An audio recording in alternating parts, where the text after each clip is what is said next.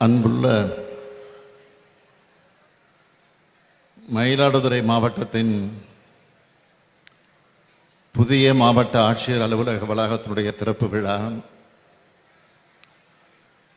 மற்றும் மயிலாடுதுறை, திருவாரூர் மற்றும் நாகப்பட்டினம் மாவட்டங்களில் முடிவுற்றிருக்கக்கூடிய திட்டப்பணிகளை திறந்து வைக்கக்கூடிய விழா,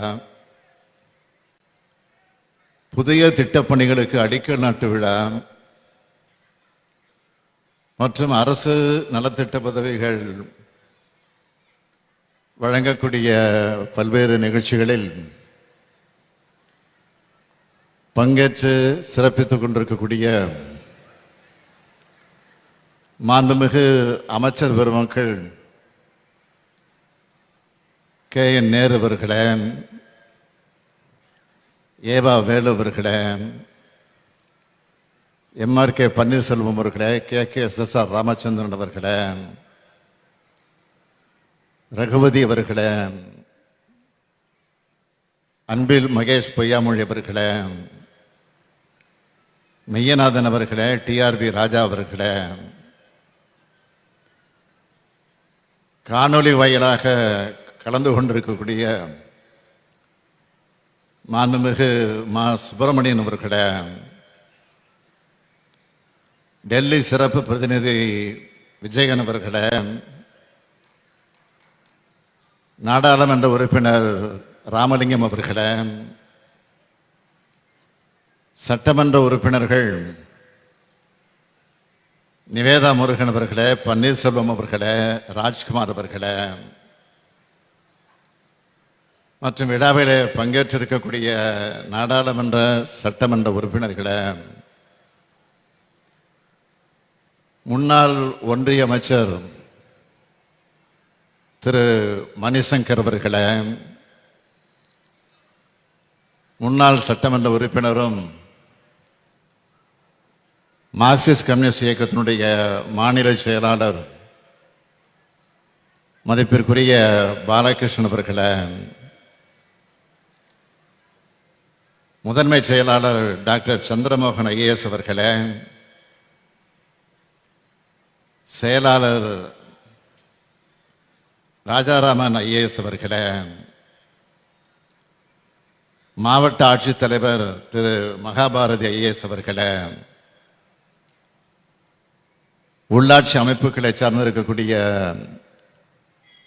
பிரதிநிதிகளே, அரசு உயர் அலுவலர்களே,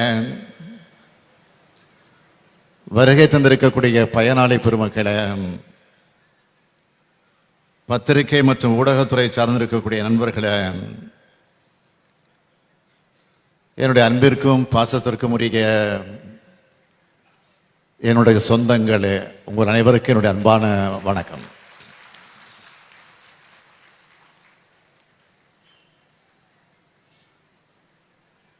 மண் மனத்துடன் நெல் மனமும் கலந்து வீசும் வண்டல் நிலமும் அழகும் வரலாற்று சிறப்பும் கொண்ட டெல்டா மாவட்டங்களான மயிலாடுதுறை, நாகப்பட்டினம், திருவாரூர் மாவட்டங்களில் அரசு நல திட்டங்கள் வழங்கக்கூடிய விழா மற்றும் மயிலாடுதுறை புதிய மாவட்ட ஆட்சித்தலைவர் அலுவலகத்தினுடைய திறப்பு விழா ஆகியவற்றில் கலந்து கொள்ளக்கூடிய ஒரு சிறப்பான தேர்வு பெற்றமைக்கு நான் மகிழ்ச்சி அடைகிறேன், பெருமைப்படுகிறேன். ஒருங்கிணைந்த தஞ்சை மாவட்டத்தில் கீழத்தஞ்சைக்கு உட்பட்ட இந்த 3 மாவட்டங்களில் மயிலாடுதுறை காவேரி பாசனத்தால் வேளாண்மை செழிப்போடு இருக்கக்கூடிய மாவட்டம், புகழ்பெற்ற பழமையான திருக்கோயில்கள் பல நிறைந்திருக்கக்கூடிய மாவட்டம், முத்தமிழறிஞர் கலைஞர் அவர்களால் அமைக்கப்பட்ட பூம்புகார் எழுநிலை மாடத்தையும் சிற்ப கலைக்கூடத்தையும் கொண்ட மாவட்டம் இந்த மயிலாடுதுறை மாவட்டம். மொழிப்போர் தியாகி சாரங்கவாணி தமிழில் புதினத்தை எழுதின முன்சிப் வேதநாயகம் இந்தியா விடுதலை பெற்ற நாளில் புதுடெல்லியில் நாதஸ்வரம் வாசிச்ச திருவாடுதுறை டி.என். ராஜரத்னம் ஆகியோரது மாவட்டம். அது மட்டுமா,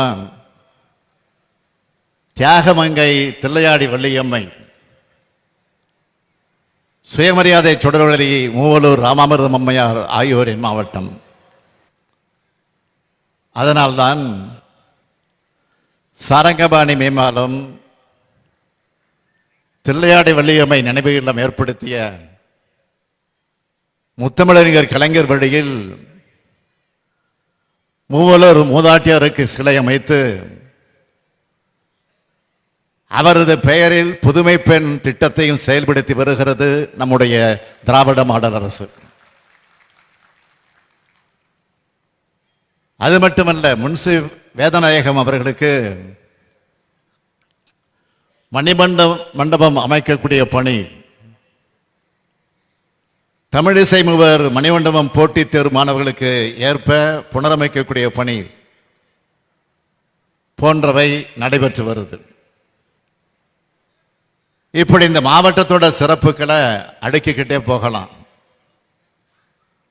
அதோட தொடர்ச்சியா நாகை மாவட்டத்திலிருந்து புது மாவட்டமாக உதயமான இந்த மயிலாடுதுறைக்கு நாம ஆட்சிக்கு வந்தவுடன் நிதி ஒதுக்கி நிர்வாக ஒப்புதல் வழங்கி 1.5 ஆண்டுக்குள் மாவட்ட ஆட்சி அலுவலகத்தை திறந்து வைக்கிற கூடுதல் பெருமை. புது மாவட்டங்கள் அறிவிக்கிறது பெருசு இல்லை,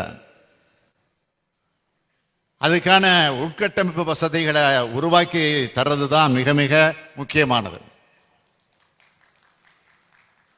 தமிழ்நாட்டில் உள்ள பெரும்பான்மையான மாவட்ட ஆட்சியர் அலுவலகங்கள் மாவட்டத்திற்கான உள்கட்டமைப்பு வசதிகள் திமுக ஆட்சியில் தான் உருவாக்கப்பட்டவை. அதன் தொடர்ச்சியாகத்தான் உங்கள் அரசான நமது அரசானது இந்த திராவிட மாடல் அரசும் இதை செய்திருக்கிறது. அதற்கு எடுத்துக்காட்டுதான் இன்றைய விழா. இன்றைய நிகழ்ச்சியில் மயிலாடுதுறை, திருவாரூர் மற்றும் நாகப்பட்டினம் மாவட்டங்களுக்கு 655 கோடி ரூபாய் மதிப்பிலான திட்டப்பணிகள் மக்கள் பயன்பாட்டுக்காக அளிக்கப்பட்டிருக்கு. மொத்தம் 12,653 பயனாளிகளுக்கு 143 கோடி 46 லட்சம் ரூபாய் மதிப்பிலான நலத்திட்ட உதவிகள் வழங்கப்பட இருக்கு. அது மட்டுமா, அறிவிப்புகளை அரசாணைகளாக மாற்றும் அரசு இந்த அரசு. அரசாணைகள் உரிய முறையில் நடைமுறைக்கு வருவதை உறுதி செய்யும் அரசு இந்த அரசு. தஞ்சாவூர் மாவட்டம் ஒரத்தநாடு மற்றும் பட்டுக்கோட்டை வருவாய் வட்டங்களை சீரமைச்சு திருவோணத்தை தலைமையிடமாக கொண்டு புதிய வருவாய் வட்டம் 7 கோடி 56 லட்சம் ரூபாய் செலவில் உருவாக்கப்படும்னு 2022-23 ஆண்டுக்கான மானிய கோரிக்கையின் போது சட்டமன்றத்தில் அறிவிக்கப்பட்டது. அந்த அடிப்படையில் 27/2/2024 அன்று அரசாணை வெளியிடப்பட்டு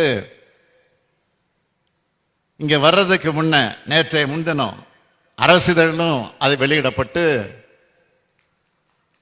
தஞ்சாவூர் மாவட்டத்தில் திருவோணத்தை தலைமையிடமாக கொண்டு ஒரு புதிய வருவாய் வட்டம் இன்று முதல் செயலகத்துக்கு வருதுன்னு மகிழ்ச்சியோடு நான் தெரிவிக்க விரும்புகிறேன். அடுத்து இன்னொரு மிக முக்கியமான திட்டத்தையும் இங்க தொடங்கி வச்சிருக்கேன். நத்தம் இணைய வழி பட்டா மாறுதல் திட்டம்னு இதுக்கு பேரு. கிராமப்புற மக்கள் அவங்களுடைய நத்தம் வீட்டு மனைக்கு பட்டா வாங்குறதுல சில சிரமங்களை சந்திக்கிறதாக தெரிய வந்துச்சு. அதை எளிமையாக்குறதுக்காகத்தான் இந்த புரட்சிகரமான திட்டம். தமிழ்நாடு வருவாய்த்துறை வரலாற்றிலேயே கிராமப்புற நத்தம் பட்டாவை கணினி மூலமாக வழங்குறது இதுதான் முதல் முறை. காணி நிலம் வேணும்னு மகாகவி பாரதியார் பாடினார். அதை கணினி மூலமா உறுதி செய்கிற திட்டம் இது.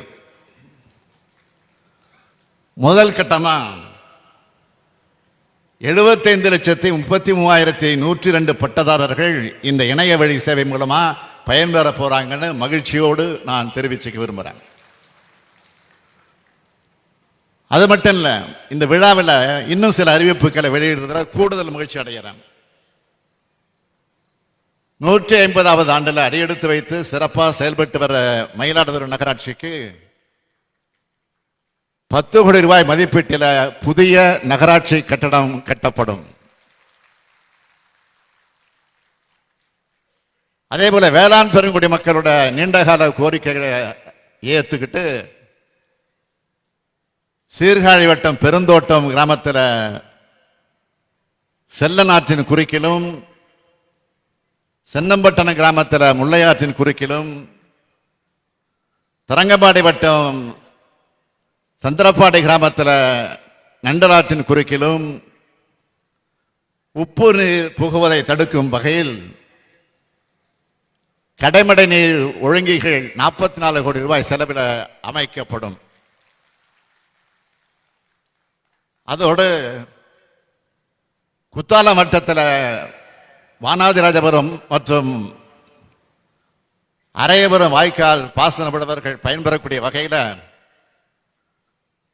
கடலங்குடி கிராமத்தில் 2 கோடி 40 லட்சம் ரூபாய் செலவில் புதிய படுக்கை அணை அமைக்கப்படும்.